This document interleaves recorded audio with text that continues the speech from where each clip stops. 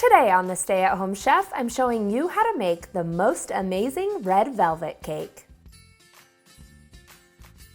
You've been asking for it, and here it is. I've taken my recipe for the most amazing chocolate cake and turned it into a red velvet wonder. You are going to love it. To start, we need to put together all of our dry ingredients. I have 3 cups of all-purpose flour here in my bowl, and to that I'm going to add in 3 cups of sugar, half a cup of unsweetened cocoa powder, half a cup of cornstarch, a tablespoon of baking soda, 1.5 teaspoons of baking powder, and 1.5 teaspoons of salt. Then just give this a quick mix. Once you have all of your dry ingredients mixed together, you can go ahead and start adding in your wet ingredients. You'll need 1.25 cups of warm water, and I just get it warm out of the tap.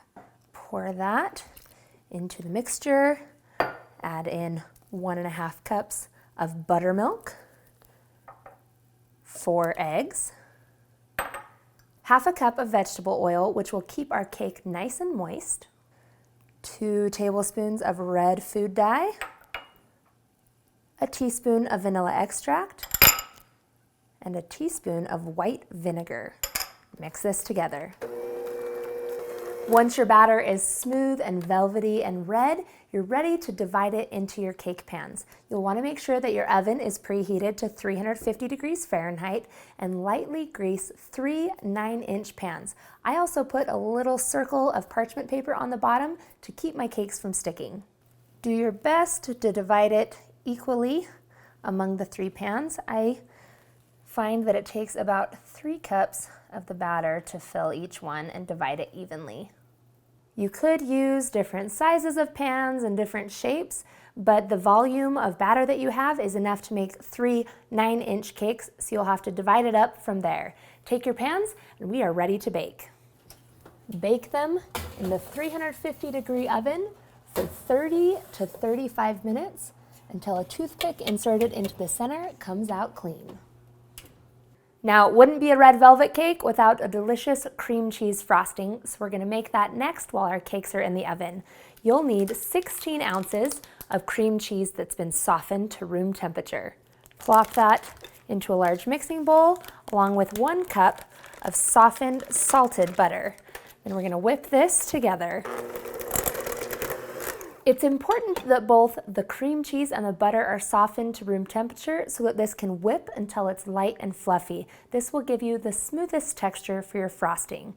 Next, we'll add in 1 teaspoon of vanilla extract and give that a quick mix just to combine it with the butter and cream cheese. Last, we're going to start adding in our powdered sugar. You'll need 3 to 4 cups of powdered sugar for this, and you'll want to add it in 1 cup at a time. I just eyeball it and then start mixing it in between additions. Once it's all mixed in and smooth, you are ready to frost your cake. Make sure that your cakes are completely cooled before frosting, otherwise it'll melt and everything will fall apart. Just layer it up, and you can either just frost in between the layers and have a little bit of a naked cake, or you can frost the outside as well. You just want to make sure that there is frosting in there somewhere so you have that beautiful red velvet look. Once you have it all frosted and beautiful, you're ready to slice and serve. This cake needs to be stored in the fridge and will stay good for up to 5 days.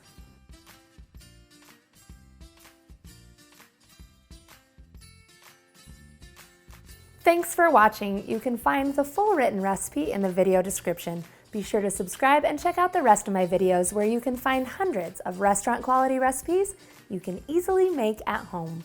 See you later.